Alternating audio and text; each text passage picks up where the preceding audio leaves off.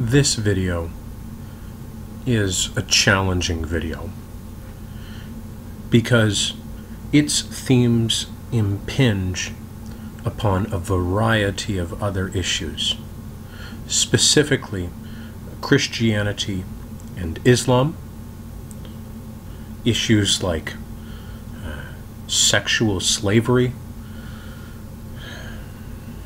contemporary American political issues such as homosexuality,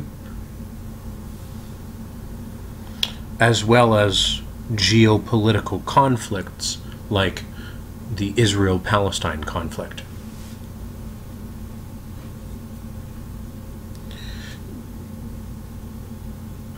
The narratives we find in the Jewish sacred texts influence the development of the world's major religions, their symbolic systems that derive from them, and through them, the history of Western civilization, culture, and their attendant philosophies. Let's jump right in.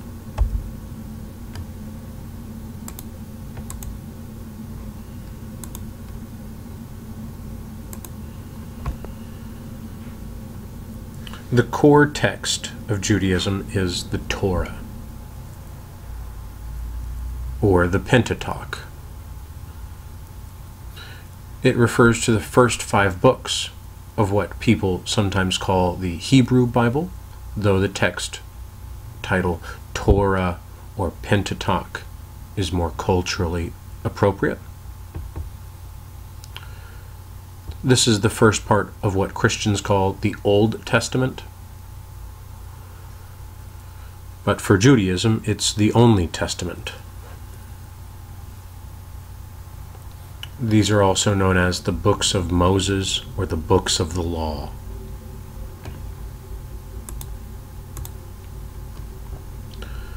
They are combined with later texts to become the Tanakh, which is very similar to what Christians call the Old Testament. And then there are a later system of commentaries called the Talmud.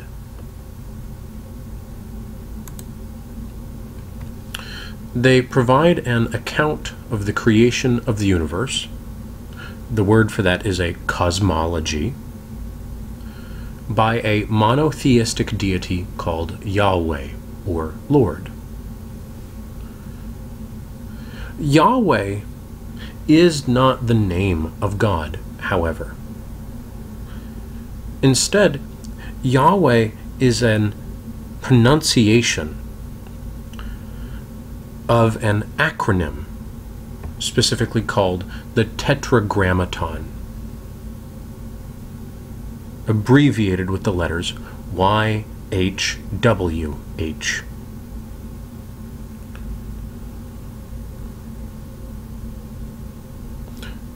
The Tetragrammaton is designed to hide or conceal the name of God.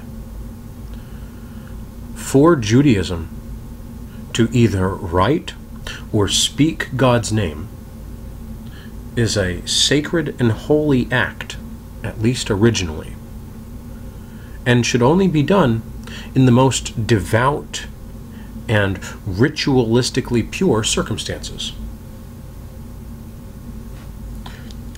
For this reason, particularly observant Jews today may choose to write, instead of God, the letters G-D.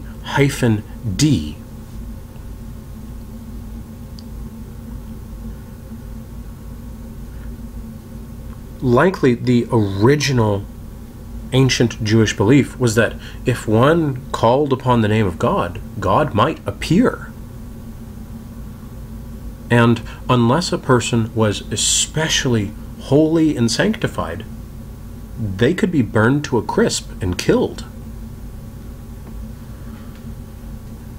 Therefore, one would not call on the name of God lightly, originally in Judaism. In this sense, it's ironic that to put the name of God on American money is considered by our culture to be a sign of our piety. For Judaism, this would be blasphemy or heresy, or at worst, idolatry. When the Ten Commandments say, "Thou shalt have no other gods before thy God,"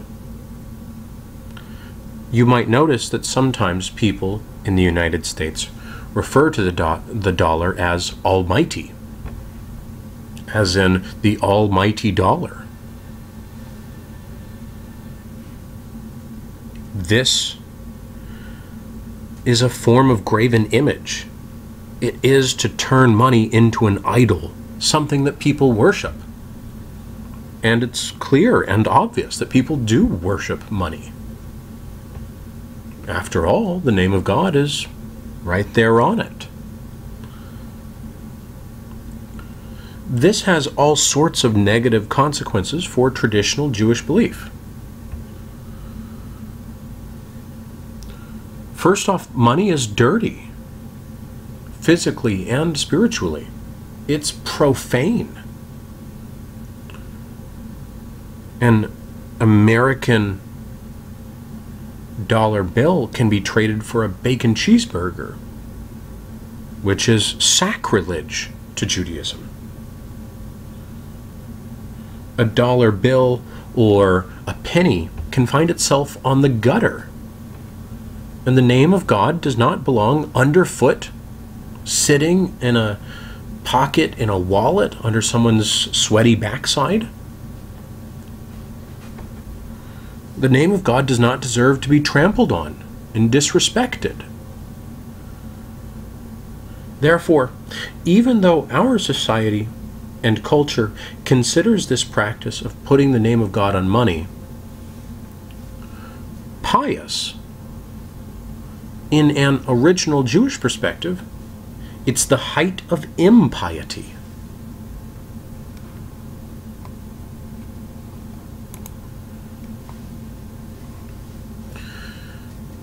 Judaism and its sacred texts also provide an account of an escape from slavery in Egypt and a journey to a quote-unquote promised land. The epistemological questions that promised lands bring up should not be ignored philosophically, nor historically and culturally. How do we know the accuracy or veracity of this promise? Is it truly a promise from God?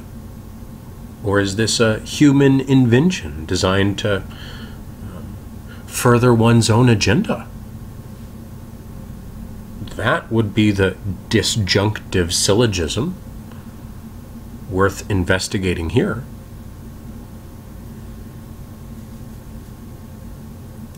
This claim to a promise of land to a group of people is important militarily for generations from the dawn of recorded history to our present time. It is the basis of the nation of Israel today, geopolitically. However, there are conflicting opinions about who that promise truly belongs to, with differences of opinions between Jews and Muslims originally, and Christianity, which uses these and other biblical scriptures for its own purposes.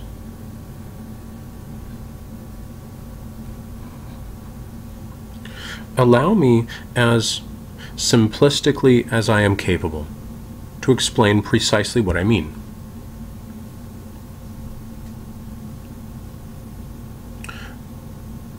In the text of Genesis, it is written that God promises the promised land to Abraham's descendants.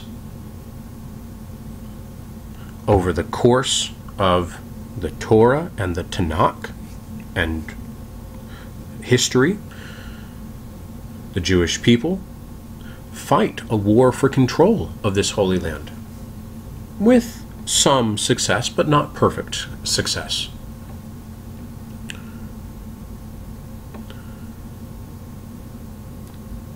A 1,000 or so years later, when Islam develops, Islam considers those prophetic promises of ownership of the Holy Land or Promised Land to refer to them. Muslims consider themselves to be descendants of Ishmael, Abraham's first son by his slave wife. And so, they believe that the promise rightfully refers to them, and that when they conquer the Holy Land and maintain control, political control over it, until 1946, that God has granted them the fulfillment of a promise made to them as the rightful descendants of Abraham. At the end of World War II, however, because of the Holocaust in Europe, the League of Nations, which would become the United Nations, attempted to, by political force of will, re-establish the ancient political state of Israel, with its capital in Jerusalem, as a specifically Jewish state. However, this plan suffered from a pair of complexities which would harry it until today. One was a dispute within the Jewish community about whether to return to an ancient homeland or to set up a new homeland somewhere away from the troubles and conflicts of Europe and the Middle East. A variety of different locations were offered. Madagascar, America, Russia, for example. However, the predominantly Christian nations involved as world powers after World War II were able to form an alliance with other Zionist elements and successfully lobby to recolonize Israel for Jewish people. The history of colonialism in the world is complex and fraught with issues, and these are two. In this context, the Islamic Palestinians, who referred to the land as Palestine, found themselves, to a large extent, pushed out of a land that they believed God had given them, and replaced by people who, to some certain extent, thought that God had originally ceded the land to them.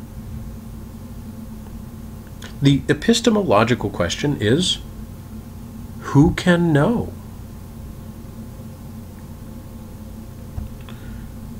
A series of military conflicts follow. But there's one last piece of the puzzle to understand to fully grasp the motivations of the involved parties. In Christianity, in the New Testament, in the book of Revelation, there are verses that are interpreted as prophecy, suggesting that Jesus will only return and rapture the faithful once the Jewish temple has been rebuilt in Jerusalem, a temple that was originally destroyed and replaced by a mosque hundreds and hundreds of years ago. And so, in addition to competing prophetic promises in Judaism and Islam, struggles of colonialism as holdovers from the 18th and 17th century, we also have a vision of apocalypse in which Christianity might desire to benefit from conflict between Judaism and Islam in order to bring upon the end of the world. That is ultimately the context in which we find the long-standing Israel-Palestine conflict, as well as a large part of the growth of modern terrorism. From Islam's perspective, Christian crusaders joined forces with Jewish people and attempted to upset God's will for them to have the Holy Land. And as we'll see going forward, especially as we discuss Islam,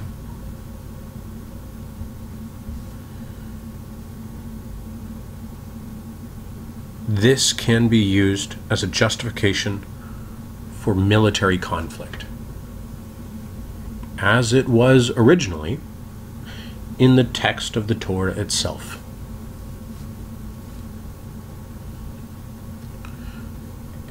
Returning to the ancient world,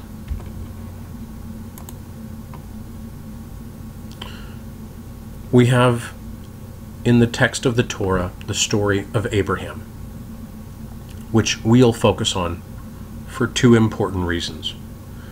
One, because his story serves as the foundation for all of Judaism, Christianity, and Islam, which are intellectually relevant. And two, because the story of Abraham is philosophically relevant. More on that in a moment. We call these religions Abrahamic, Judaism, Christianity, and Islam, because they derive from Abraham.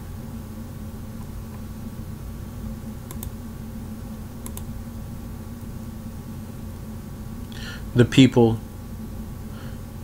in these sacred texts, referred to as Philistines or Philistinians, are the people that are today in Palestine, or Palestinians.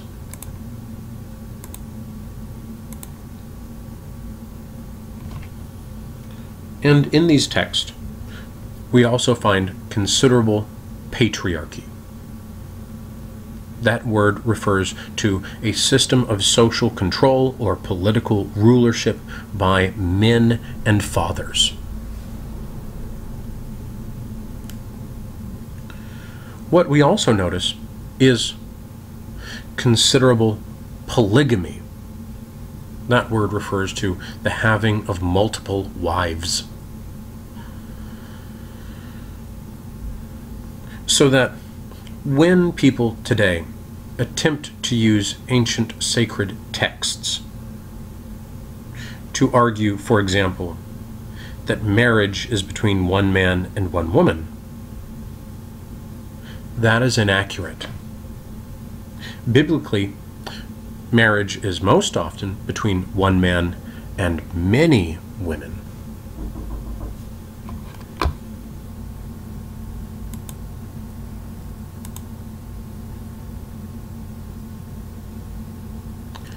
Here we see the relationship between Abraham and Sarah, Abraham's first son from his slave wife Hagar, Ishmael, his second son Isaac, Isaac's two sons Esau and Jacob, and from Jacob and his at least 4 wives, the 12 tribes of Israel, 2 sister wives and 2 slave wives.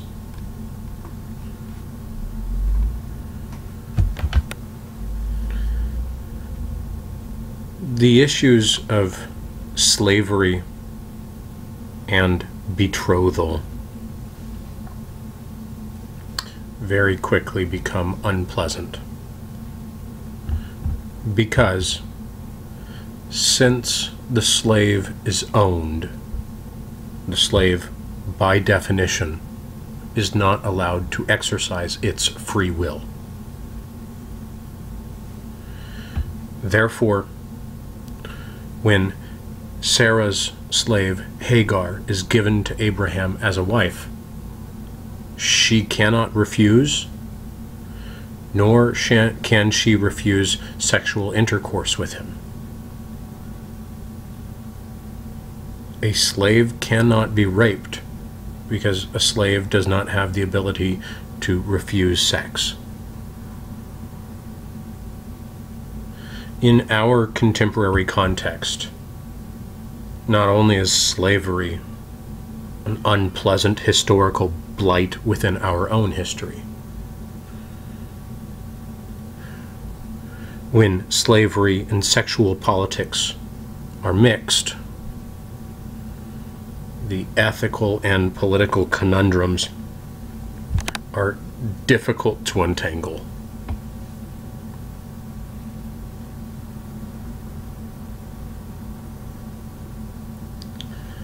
What we also see here, which is uncomfortable to discuss, but technically accurate, is that Abraham and Sarah are brother and sister, as well as husband and wife. This is by definition incest. And I don't point that out in order to claim it is immoral.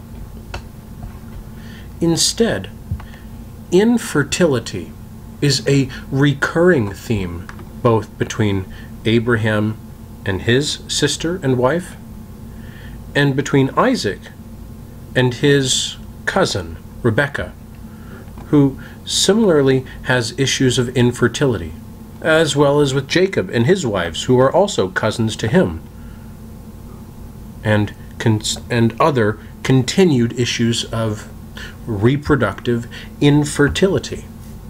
That's why these slaves are so often given as wives, both in Abraham's generation as well as Jacob's. Abraham and Jacob are having difficulty conceiving. And through contemporary medical science, we know today one of the reasons why people might have difficulty conceiving is that they are too genetically similar.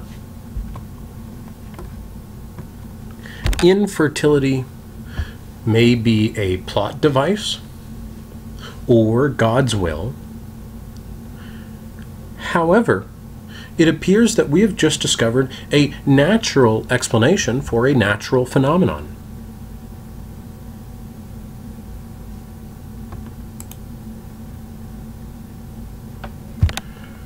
From Jacob, we'll get the origin of the 12 tribes of Israel. And what's worthwhile to note is that this story for Judaism is an origin story. The text is written down around the year 500 BC, during a period called the Babylonian exile.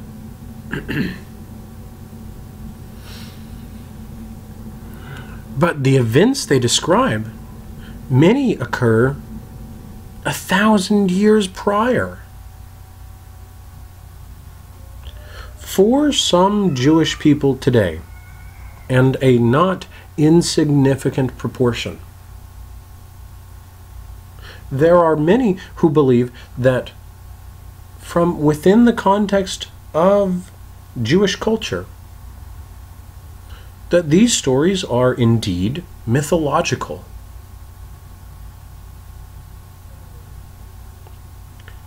Whether they refer to something that actually happened or not, the relationship between the story and the reality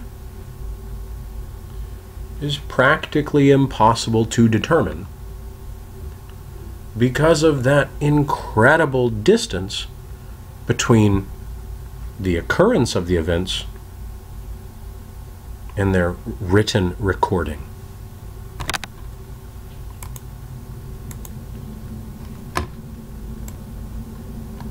The epistemological questions begin especially in Genesis chapter 12, where Abram, before he becomes Abraham, hears the voice of God telling him that the land of Canaan will belong to him and his descendants.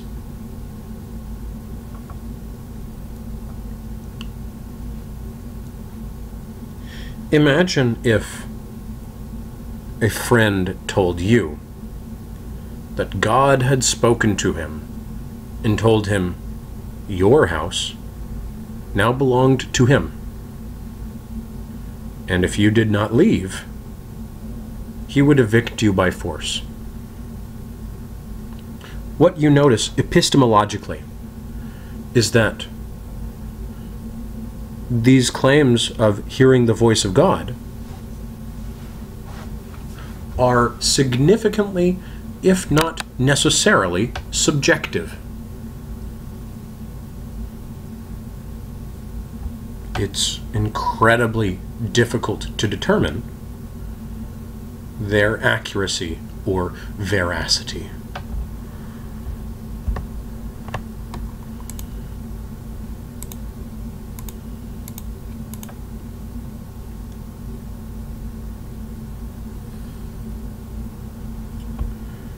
As we'll see later in our discussion of Buddhism, both Abram, father of the Abrahamic religions, as well as the man who will become the Buddha, begin their stories with less than ideal ethical actions. Abram tells a lie to Pharaoh. He says that Sarai is not his wife, but only his sister. He's afraid that if he tells Pharaoh Sarai is his wife, Pharaoh will kill Abram and take the wife Sarai for himself.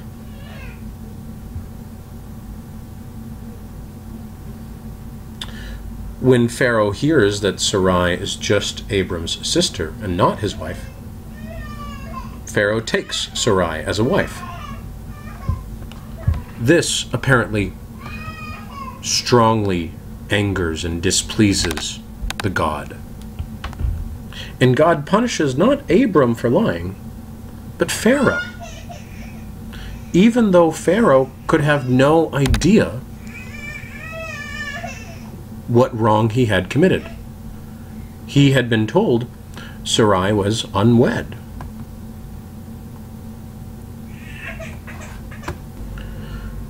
For one man to have many wives is considered to be perfectly morally fine.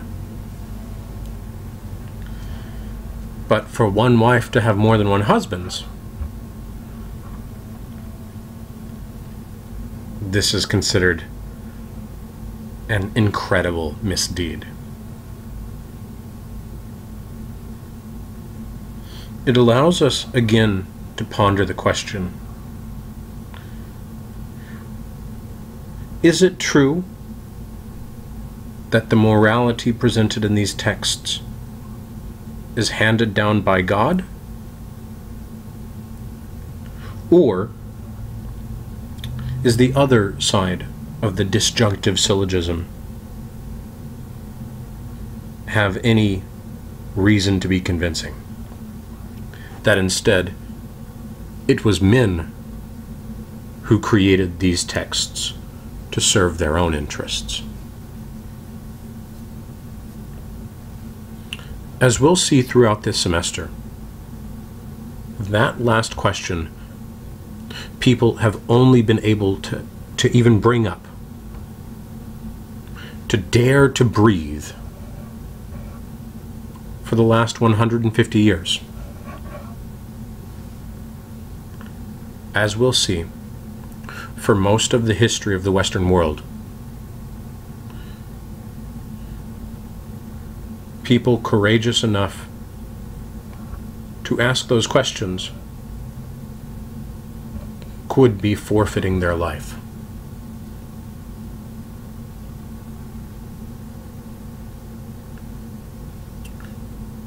The Inquisition in Europe lasts for nearly 1,000 years,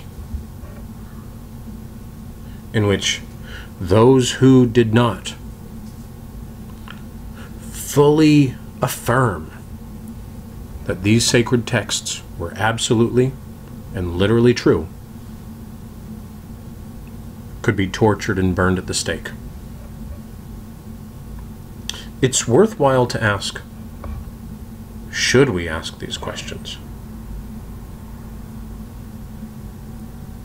But for philosophy, since at least the 1880s,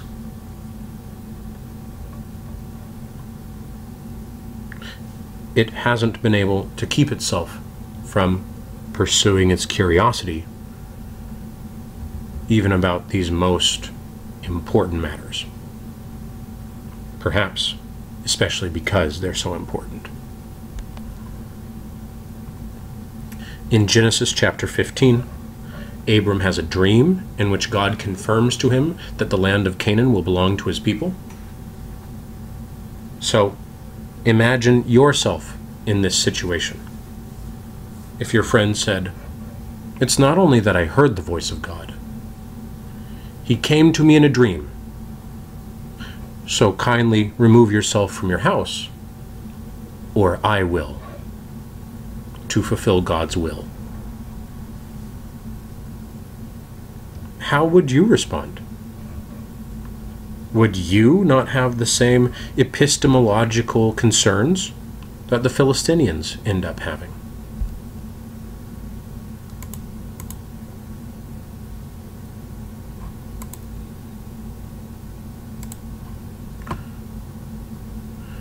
Sarai, being unable to conceive for one reason or another, gives Abram her slave, Hagar, as a second wife.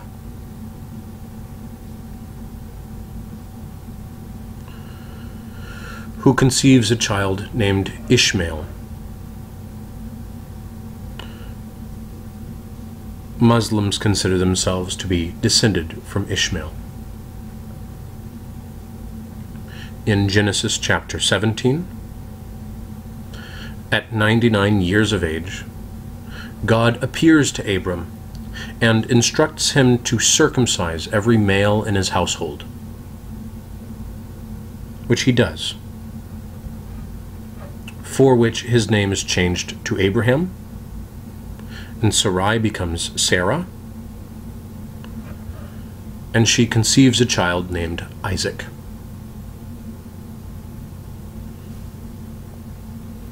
Imagine yourself in Abram's household. Perhaps at 99 years of age, Abram has full control of his wits. Or perhaps at 99 years, his mind is not what it once was.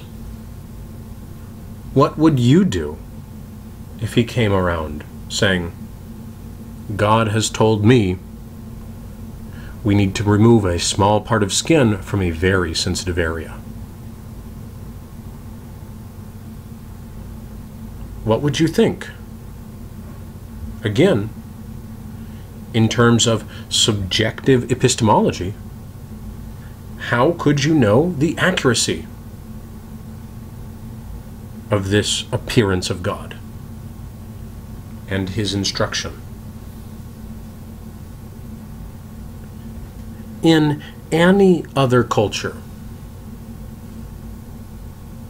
when this practice occurs to women, it's often referred to as female genital mutilation. There are some differences, and there are debates about whether circumcision reduces male sensitivity. But one of our purposes for this semester is to help make sense of why things in the world are the way they are.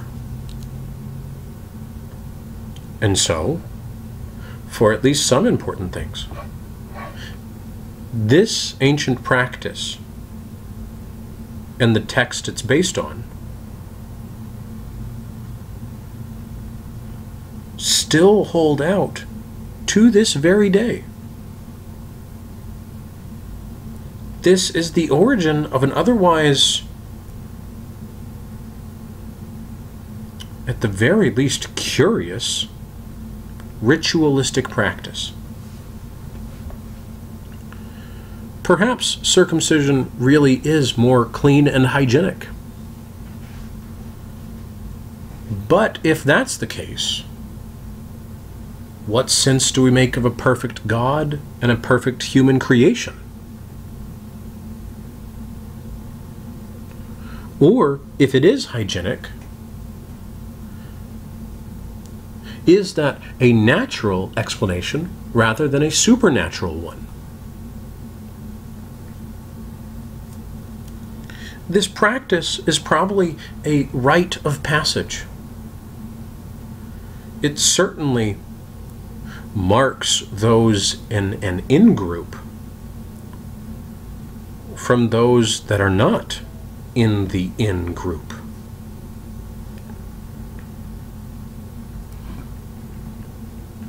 Imagine the circumstances 3,500 years ago when this practice first would have been engaged in. No antibiotics, no sterilization. Likely, many people suffered and died agonizing deaths. And the people who lived might think that God had decided who lives and who dies. Lastly, in Islam, as well as in Christianity and Judaism, the text states that many of these people lived very long lives, hundreds of years. There's no archaeological evidence for this, but that doesn't prove that it's false. As a side note, it's worth reminding ourselves that there's no archaeological or geological evidence for a great flood.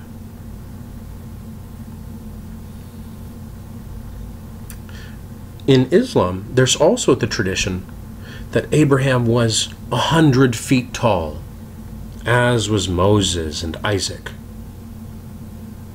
And that as these people gave way to more recent generations, their religious as well as physical stature decreased.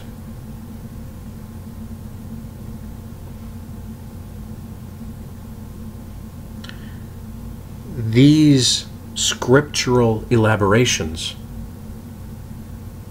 seem mythological. However, to claim that the most popular, important, and powerful religions are mere myth remains dangerous even today. And so, we only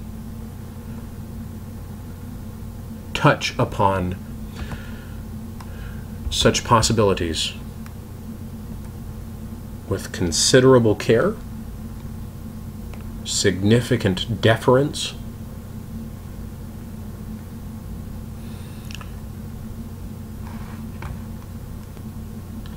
and careful footsteps.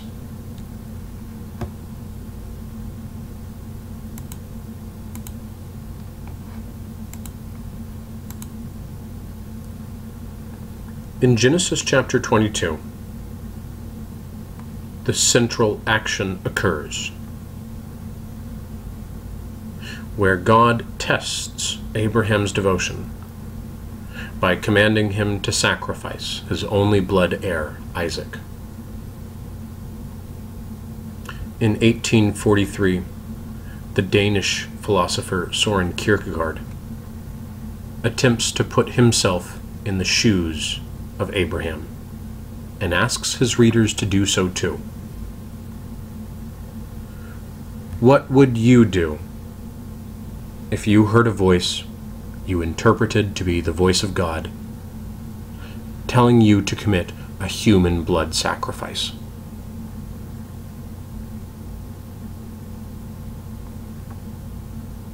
Kierkegaard goes through many possibilities.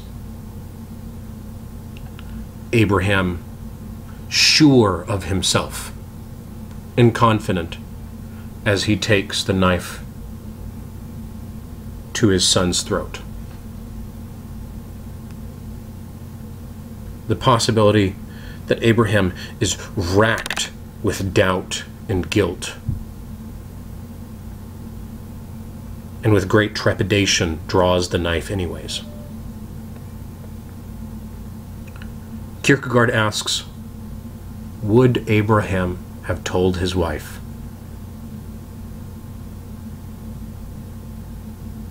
Would he have dared to?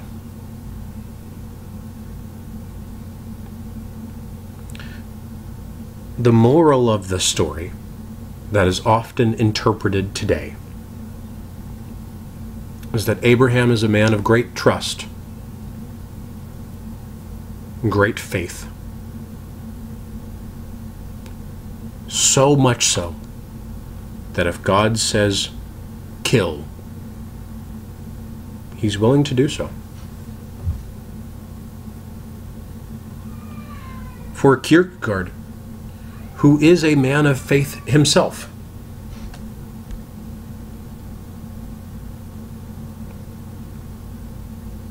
this is not an easy decision, nor is faith obvious, but instead requires courage, which can be rewarded. However,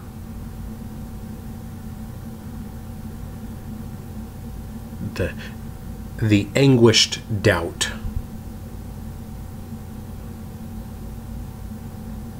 that such a decision necessitates is not and should not be overlooked.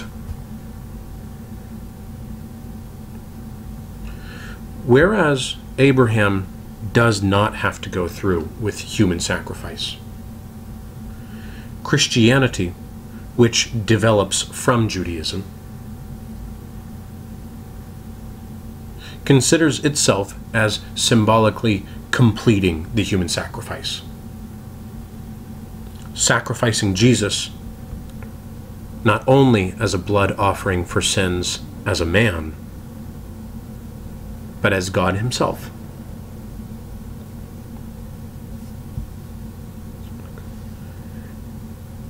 Abraham and the sacrifice of Isaac is the prototype from the perspective of Christianity.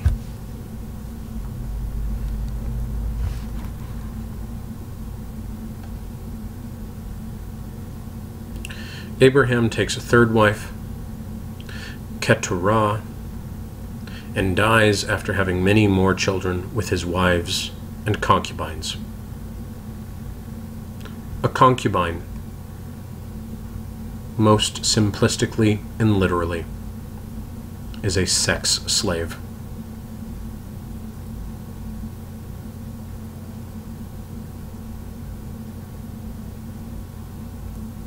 The unpleasant truth is that when an organization like Boko Haram in Nigeria or ISIS in Iraq and Syria takes sex slaves for themselves, they do it motivated by these foundational Abrahamic texts.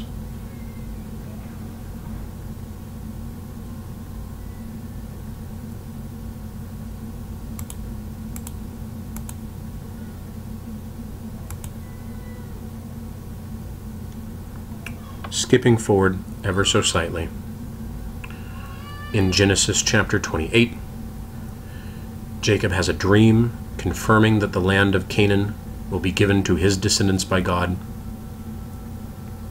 with all the attendant epistemological questions that these voices and dreams brought up originally. And he gives 1/10 of his wealth as an offering to God, as a tithe. The tithe is still practiced today, largely to build temples, as Gilgamesh and the Greeks and Romans were temple builders, and the Egyptians were great temple builders, as well as to support a priest class. Consider, in Christianity alone,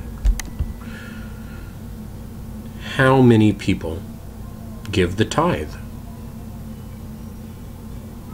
1/10 of the lifetime wealth of 1 billion people is an astronomical sum. This is only mentioned to point out that with that much money is an incredible amount of power, as well as some considerable incentive to keep it coming in.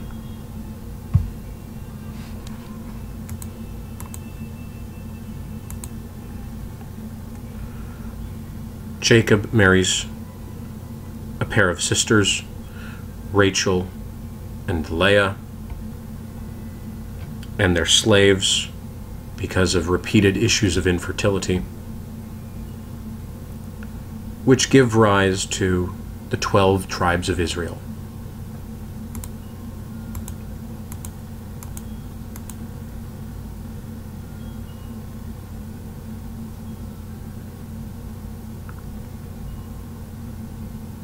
This is the origin story of an ethnic and religious group.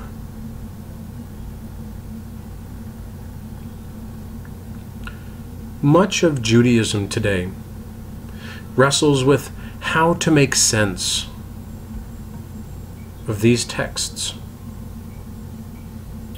Are the virtues they provide eternal, or merely reflective of the time period in which they were written? while a significant portion of Judaism is comfortable engaging these questions,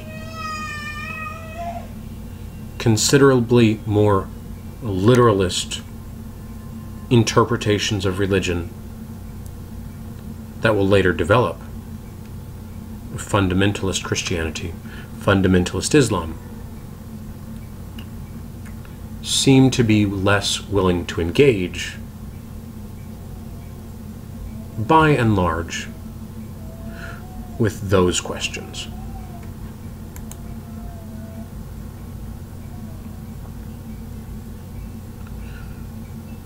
Jacob wrestles alone with a man all night who turns out to be either God or an angel of God, and ultimately has his name changed to Israel because he struggles with God and humans and overcomes.